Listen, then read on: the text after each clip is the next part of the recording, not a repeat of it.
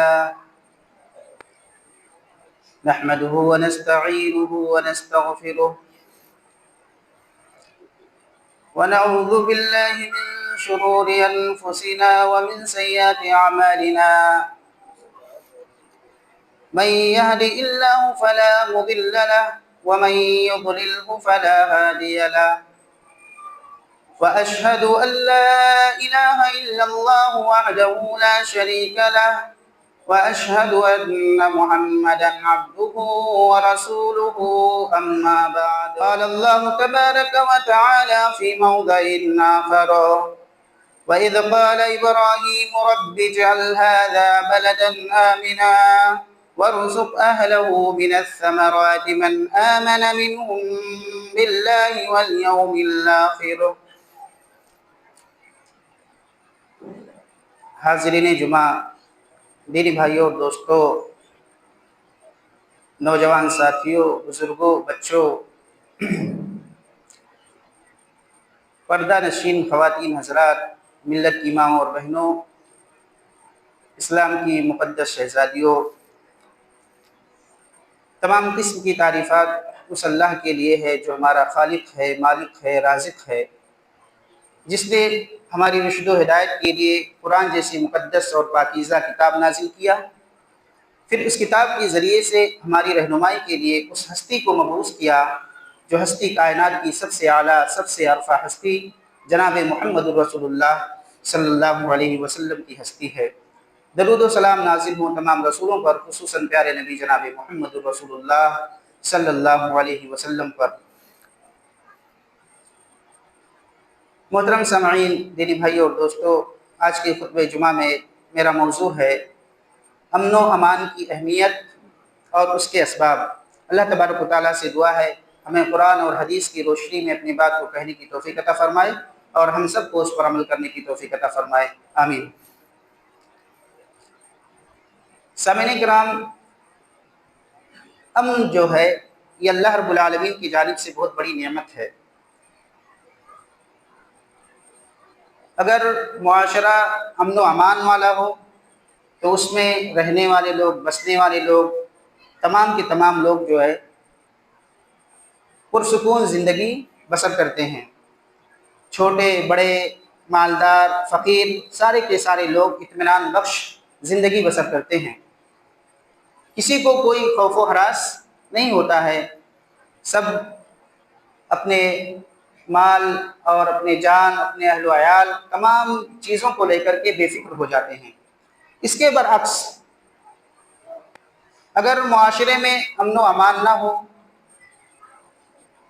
نہ مال و دولت کو تحفظ حاصل ہو، نہ عزتوں کو تحفظ حاصل ہو، جہاں عزتوں کو پامال کیا جاتا ہو، دن دہاڑے رات کے اندھیرے میں اسلحوں کی نوک پر یا اسلحوں کی نوک سے گھروں، گزرگاہوں، بازاروں میں ڈاکہ زنی کے واقعات جو ہیں عام ہو، جہاں انسان کو اپنے لیے، اپنے اہل و عیال کے لیے اور اپنے جان کے لیے ہمیشہ بے فکری لاحق ہو، تو ایسے معاشرے میں جینا جو ہوتا ہے حرام ہو جاتا ہے۔ بدامنی اس قدر خوفناک چیز ہے کہ اس کے نتیجے میں کچھ بھی محفوظ نہیں رہتا ہے۔ نہ مال کو تحفظ ہے، نہ جان کو تحفظ ہے، نہ عزت کو تحفظ ہے۔ جب سالہ سال کی محنت رائگاں چلی جائے، جب خون پسینے کی کمائی ہوئی دولت چند منٹوں میں لٹ جائے، جب عزت جس کی تحفظ کے لیے انسان اپنی جان تک قربان کرنے کے لیے تیار ہو جاتا ہے، وہ تار تار ہو جائے، تو سماج اور معاشرے میں رہنے والے لوگ یا سوسائٹی میں رہنے والے لوگ یہ تمنا اور آرزو کرنے لگتے ہیں کاش یہ زمین پھٹ جائے اور اس کے اندر مدفون ہو جائیں۔ میرے محترم بھائی اور دوستو، امن و امان کتنی بڑی چیز ہے، اس کا اندازہ آپ اس بات سے لگا سکتے ہیں کہ جب حضرت ابراہیم علیہ السلام نے اپنے اولادوں کو مکہ کی بے آب و گیا وادی، جسے غیر ذی زرع سے تعبیر کیا گیا ہے، جب وہاں ان کو چھوڑا تو انہوں نے اللہ سے دعا کی تھی۔ اس کا تذکرہ قرآن کریم کے اندر اللہ رب العالمین نے کیا ہے۔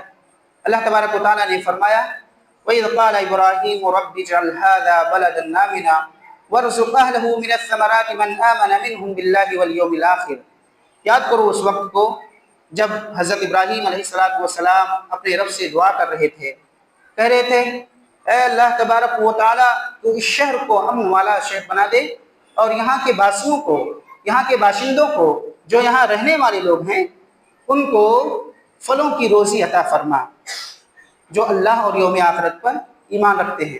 دیکھیے میرے محترم بھائی اور دوستو، حضرت ابراہیم علیہ السلام نے یہ دعا کیوں مانگی؟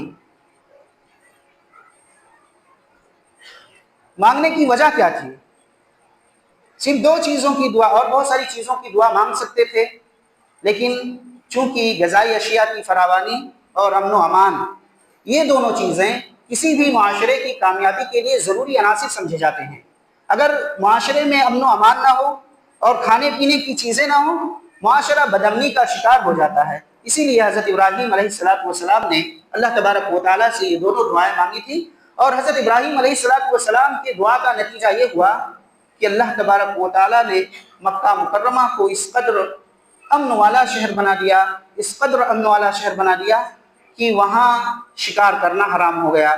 شکار کرنا تو بہت دور کی بات ہے، وہاں سے شکار بھگانا منع کر دیا گیا، وہاں کی گری پڑی ہوئی چیزوں کو اٹھانا منع کر دیا گیا۔ اس قدر مکہ مکرمہ جو ہے امن و امان والا شہر بن گیا۔ اسی طریقے سے امن و امان کی اہمیت کا اندازہ لگانا ہے تو اللہ تبارک و تعالیٰ نے قرآن کریم کے اندر ایک سورہ نازل کیا ہے جسے سورہ قریش کے نام سے جانا جاتا ہے۔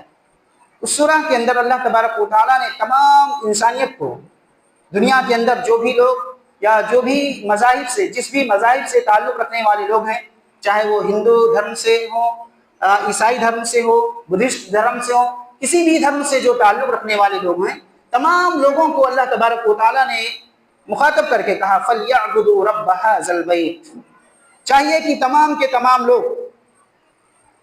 پوری کائنات کے لوگ، پوری دنیا کے لوگ صرف اور صرف اس گھر کے رب کی عبادت کریں۔ فَلْيَعْبُدُوا رَبَّ هَٰذَا الْبَيْتِ۔ اللہ نے یہاں صرف مومنوں کو مخاطب نہیں کیا ہے، ساری انسانیت کو مخاطب کر کے کہا، فرمایا کہ چاہیے کہ تمام کے تمام لوگ اس گھر کے رب کی عبادت کریں۔ کیوں؟ الَّذِي أَطْعَمَهُم مِّن جُوعٍ وَآمَنَهُم مِّن خَوْفٍ۔ کیونکہ وہی وہ ذات ہے جس نے ان کو بھوک میں کھانا کھلایا اور خوف میں امن و امان عطا فرمائی۔ اس آیت کریمہ سے بھی امن و امان کی اہمیت کا پتہ چلتا ہے۔ ایک حدیث سے اللہ کے نبی جناب محمد رسول اللہ صلی اللہ علیہ وسلم کی ان دونوں چیزوں کے علاوہ اللہ کے نبی صلی اللہ علیہ وسلم نے ایک تیسری چیز کا تذکرہ کیا ہے، اس میں مزید اضافہ کیا ہے۔ آپ صلی اللہ علیہ وسلم نے فرمایا من اصبح منکم معافى في جسده آمنا في سربه وعنده قوت يومه فكأنما هيزت له الدنيا۔ بہت پیاری حدیث ہے۔ اللہ کے نبی صلی اللہ علیہ وسلم نے فرمایا جو انسان اس حال میں صبح کرے کہ صحت مند ہو، آمنا فی سربه، اور اپنے آپ میں امن و امان کے ساتھ رہنے والا ہو، عنده قوت یومه، اور اس کے پاس صرف ایک دن کا کھانا ہو، صرف ایک دن کا کھانا ہو، فَكَأَنَّمَا حِيزَتْ لَهُ الدُّنْيَا۔ اللہ کے نبی جناب محمد رسول اللہ صلی اللہ علیہ وسلم نے فرمایا کہ سمجھ لیجیے اسے پوری دنیا دے دی گئی ہے، پوری دنیا دے دی گئی ہے۔ صرف تین چیزیں ہوں، انسان صحت مند ہو، اپنے آپ میں امن و امان کے ساتھ زندگی بسر کرتا ہوں، اور اس کے پاس کھانے کا ایک دن کا خوراک ہو۔ اللہ کے نبی صلی اللہ علیہ وسلم نے فرمایا سمجھ لیجیے اس کو پوری دنیا دے دی گئی ہے۔ دیکھیے امن و امان کی کتنی بڑی اہمیت ہے، ان قرآنی آیات اور احادیث کے اندر بتلایا گیا ہے کہ امن و امان کی کتنی بڑی اہمیت ہے۔ اللہ اور اس کے رسول صلی اللہ علیہ وسلم نے اس بات کو واضح کیا، لیکن بڑے ہی افسوس کے ساتھ اس بات کو کہنا پڑتا ہے، بڑے ہی افسوس کے ساتھ آج ہمارے سماج میں، آج ہمارے معاشرے میں، آج ہمارے سوسائٹی میں، اور سماج، معاشرہ، سوسائٹی یہ تو چھوڑ دیجئے بلکہ عالم اسلام میں، پوری دنیا میں امن و امان نہیں ہے۔ نہ ہمارے جان کو تحفظ ہے، نہ ہمارے مال کو تحفظ ہے، نہ ہماری عزت کو تحفظ ہے۔ آپ دیکھیے نیوز میں، اخبارات میں ہر دن یہ خبر اشاعت ہوتے ہیں، نشر و اشاعت ہوتے ہیں کہ فلاں جگہ بم دھماکے کی وجہ سے اتنی لوگوں کی جانیں چلی گئی ہیں۔ خبر میں آتا ہے فلاں بھائی نے فلاں بھائی کو قتل کر دیا، خبر آتا ہے فلاں بھائی نے فلاں بھائی کے مال کو غصب کر لیا، فلاں بھائی نے فلاں بھائی کے مال کو لے لیا۔ نہ جان کو تحفظ ہے، نہ مال کو تحفظ ہے، نہ ہی عزت کو تحفظ ہے۔ آج دیکھیے عزتیں کیسے نیلام ہو رہی ہیں، عزتوں کو کیسے تار تار کیا جا رہا ہے۔ ایک بھائی دوسرے بھائی کی غیبت کر کے، ایک بھائی دوسرے بھائی کی چغلخوری کر کے اس کی عزت کو تار تار کر رہا ہے۔ ایک دوست اپنے دوست کی غیبت اور چغلخوری کر کے، یہاں کی بات سن کر کے وہاں لگا رہا ہے، اس کی عزت کو تار تار کر رہا ہے۔ ایک عورت دوسری عورت کی غیبت کر کے، چغلخوری کر کے اس کی عزت کو تار تار کر رہی ہے۔ آج ہمارا کچھ بھی محفوظ نہیں ہے۔ اللہ کے نبی جناب محمد رسول اللہ صلی اللہ علیہ وسلم نے حجۃ الوداع کے موقع پہ فرمایا تھا، 1.25 لاکھ کا مجمع تھا، صحابہ کی ایک بہت بڑی تعداد تھی۔ اللہ کے نبی جناب محمد رسول اللہ صلی اللہ علیہ وسلم نے تمام لوگوں کو مخاطب کر کے کہا تھا، لوگوں سن لو، ان دماءکم واموالکم حرام علیکم کحرمت یومکم ھذا فی شہرکم ھذا فی بلدکم ھذا۔ آپ صلی اللہ علیہ وسلم نے فرمایا تھا، کہا تھا کہ بے شک تمہارے خون اور تمہارے مال اسی طریقے سے قابل احترام ہیں، اسی طریقے سے عزت والے ہیں جس طرح سے آج کا یہ دن فتح مکہ یعنی حجۃ الوداع کا دن جو ہے حرمت والا دن ہے، جس طرح سے یہ شہر مدینہ، جس طرح سے یہ مہینہ حرمت والا مہینہ ہے، اور جس طرح سے یہ شہر مکہ حرمت والا شہر ہے، اسی طریقے سے تمہارا خون اور تمہارے مال جو ہیں اور تمہاری عزتیں ایسے ہی قابل احترام ہیں۔ لیکن بڑے ہی افسوس کے ساتھ اس بات کو کہنا پڑتا ہے کہ آج ایک انسان دوسرے انسان کی عزت کو تار تار کرتا ہے، ایک انسان دوسرے انسان کی عزت کو بھرے بازار میں نیلام کر رہا ہے۔ جہاں پر اس کی اپنی عزت ہوتی ہے، جا کر کے بیٹھ کر کے اس کی غیبت کر کے، اس کی چغلخوری کر کے اس کی عزت کو پامال کرتا ہے۔ اور زمین میں اس طرح سے، اور سماج اور معاشرے میں اور سوسائٹی میں اختلاف، انتشار اور خلفشار پھیلانے کی کوشش کرتا ہے۔ ایسے لوگوں کی سزا قرآن کریم کے اندر اللہ تبارک و تعالیٰ نے بیان فرمایا ہے۔ جو لوگ زمین کے اندر فساد پیدا کرنے کی کوشش کرتے ہیں، اختلافات پیدا کرنے کی کوشش کرتے ہیں، انتشار پیدا کرنے کی کوشش کرتے ہیں، اور اسی طریقے سے جو لوگ کسی کی عزت و آبرو کے ساتھ کھلواڑ کرتے ہیں، جو کسی کی عزت کو تار تار کرتے ہیں، اور اسی طریقے سے جو کسی کے مال کو غصب کرتے ہیں، جو کسی کو مار دیتے ہیں۔ آج سننے میں آتا ہے کہ فلاں نے فلاں کو مرڈر کر دیا، فلاں نے فلاں کو مار دیا۔ اللہ تبارک و تعالیٰ نے فرمایا، انما جزاء الذین یحاربون اللہ ورسولہ ويسعون في الأرض فسادا أن يقتلوا أو يسلبوا أو تقطع أيديهم وأرجلهم من خلاف أو ينفوا من الأرض ذلك لهم خزي في الدنيا ولهم في الآخرة عذاب عظيم۔ اللہ تبارک و تعالیٰ نے بیان فرمایا کہ جو لوگ اللہ اور اس کے رسول سے جنگ کرتے ہیں، زمین میں فساد پھیلانے کی کوشش کرتے ہیں، ويسعون في الأرض فسادا، ان کی سزا کیا ہے؟ أن يقتلوا، یا تو ان کو قتل کر دیا جائے گا، او یسلبوا، یا تو ان کو سولی پر لٹکا دیا جائے گا، او تقطع ایدیہم وارجلہم من خلاف، یا تو ان کے ہاتھ کو اور پاؤں کو مخالف سمتوں سے کاٹ دیا جائے گا۔ یعنی اگر ان کا دایاں ہاتھ کاٹا جاتا ہے تو اس کے بدلے میں بایاں ہاتھ کاٹا جائے گا، اگر بایاں ہاتھ کاٹا جاتا ہے تو اس کے بدلے میں دایاں پیر کاٹا جائے گا۔ مخالف سمتوں سے کاٹنے کا حکم دیا گیا ہے۔ یا تو ان کو جلا وطن کر دو۔ اللہ نے کہا ذَلِكَ لَهُمْ خِزْيٌ فِي الدُّنْيَا، یہ دنیا میں ان کے لیے ذلت و رسوائی ہے، وَلَهُمْ فِي الْآخِرَةِ عَذَابٌ عَظِيمٌ، اور آخرت میں ایسے لوگوں کے لیے دردناک عذاب ہے۔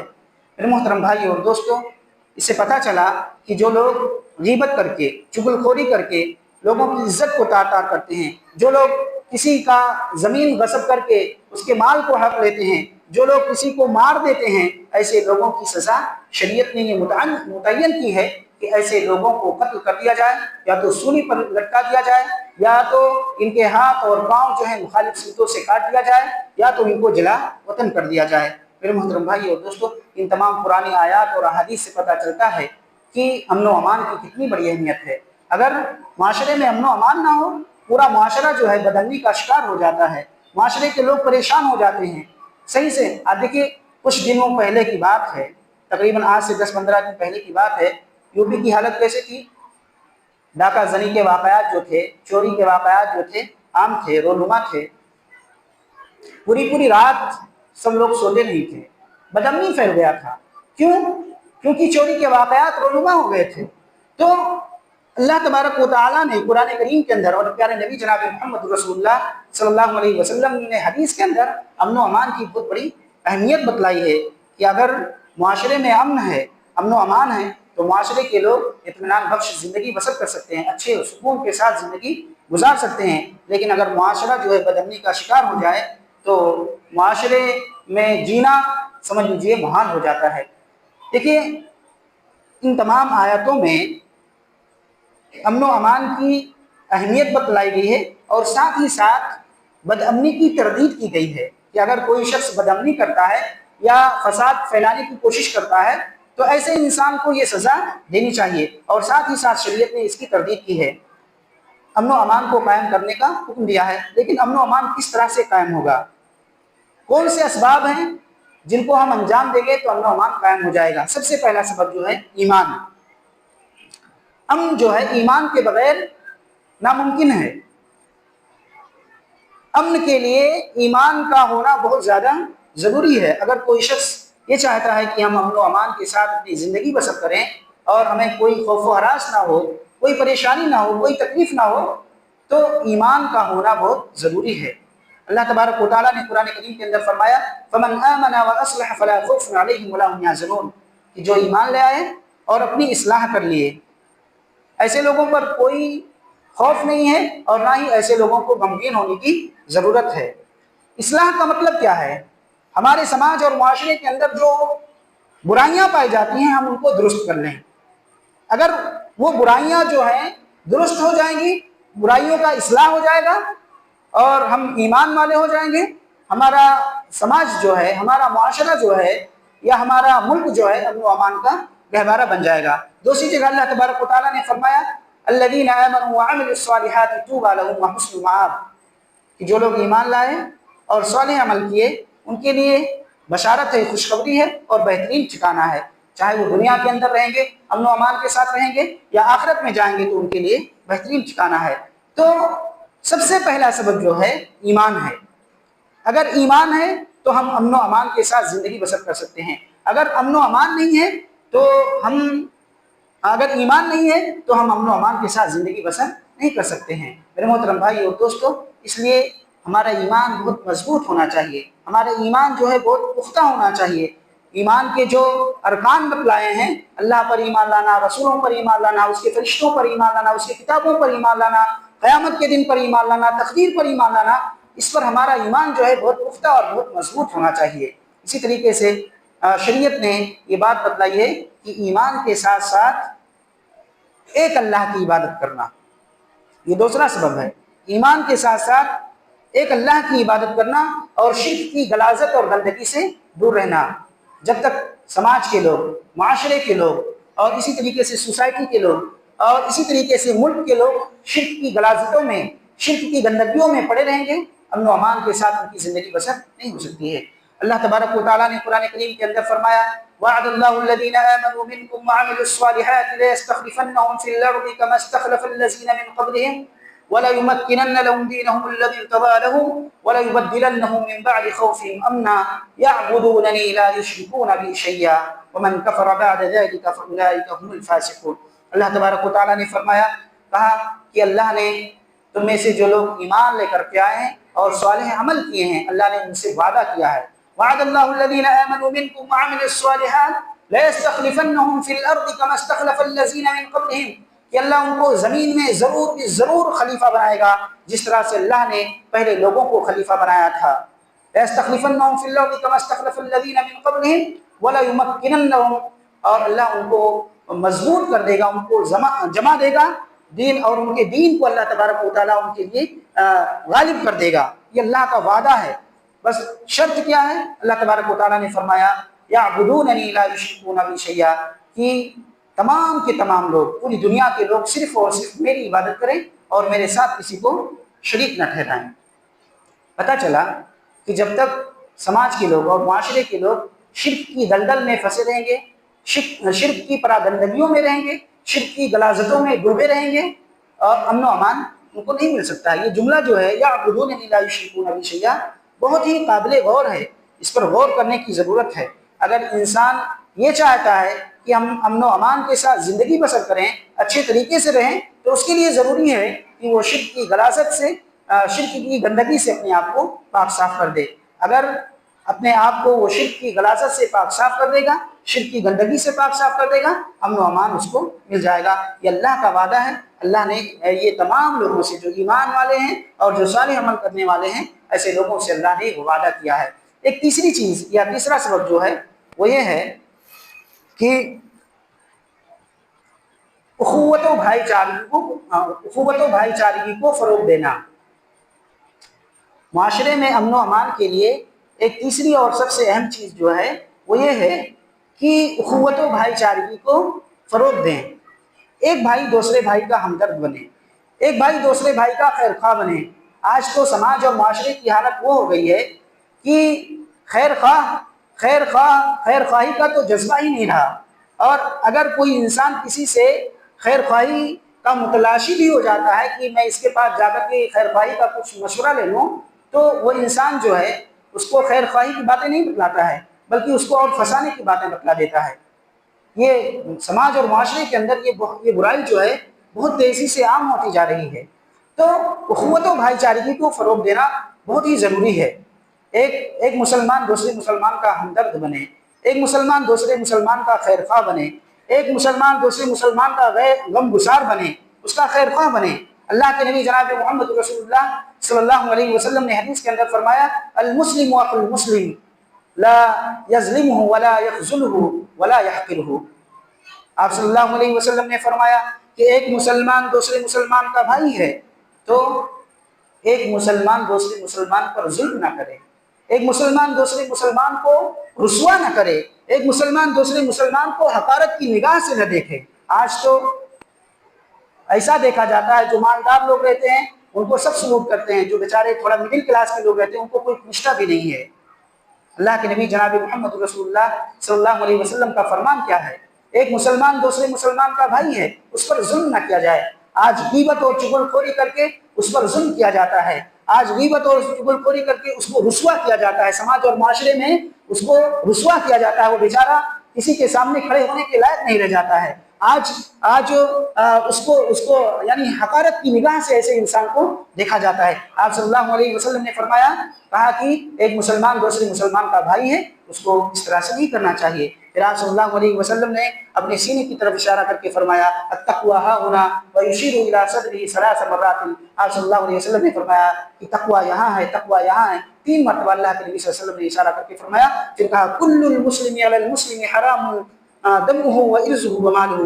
اللہ کے نبی صلی اللہ علیہ وسلم نے فرمایا کہ ایک مسلمان کے لیے، تمام مسلمان کا خون حرام ہے، اور اسی طریقے سے اس کا مال حرام ہے، اسی طریقے سے اس کی عزت و آبرو حرام ہے۔ اگر کوئی شخص کسی کی عزت کو تار کرتا ہے، کسی کی عزت کو بھرے بازار میں نیلام کرتا ہے، تو سمجھ لیجئے وہ حرام کاری کرتا ہے، بالکل اسی طریقے سے جس طرح سے ایک شخص شراب پیتا ہے تو حرام کام کرتا ہے، جس طرح سے ایک شخص سود خوری کرتا ہے تو حرام کام کرتا ہے، اسی طریقے سے ایک شخص دوسرے شخص کا اگر غیبت کرتا ہے، چغل خوری کرتا ہے، تو وہ حرام کاموں کا ارتکاب کرتا ہے۔ آپ صلی اللہ علیہ وسلم کا یہ فرمان ہے، اس لیے ایک مسلمان کو دوسرے مسلمان کا ہمدرد اور خیر خواہ ہونا چاہیے، ایک مسلمان کا دوسرے مسلمان کو غمگسار ہونا چاہیے۔ یہ اللہ کے نبی صلی اللہ علیہ وسلم کا فرمان ہے۔ اسی طریقے سے ایک چوتھا سبب ہے کہ ایذا رسانی نہیں کرنا چاہیے، تکلیف نہیں پہنچانی چاہیے۔ اگر چاہتے ہو کہ معاشرے میں امن و امان ہو جائے، معاشرہ جو ہے امن و سلامتی کا گہوارہ بن جائے، تو ایک دوسرے کو تکلیف پہنچانے سے بچنا چاہیے۔ یہ اللہ کے نبی صلی اللہ علیہ وسلم کا فرمان ہے، ایک دوسرے کو تکلیف پہنچانے سے بچنا چاہیے۔ کسی کو، ایک مسلمان کو تو ایسا ہونا چاہیے کہ اس کی زبان کے ذریعے سے، اس کے ہاتھ کے ذریعے سے اسے ہلکی بھی تکلیف نہ پہنچے، لیکن آج تو ایسی تکلیفیں دیتے ہیں لوگ، الفاظ کے ذریعے سے، ہاتھوں کے ذریعے سے، ایسا لگتا ہے جیسے نشتر چبوتے ہیں، بہت بڑی تکلیفیں دیتے ہیں۔ اللہ کے نبی صلی اللہ علیہ وسلم نے حدیث کے اندر فرمایا، اضمنوا لی ستا من انفسکم اضمن لکم الجنہ۔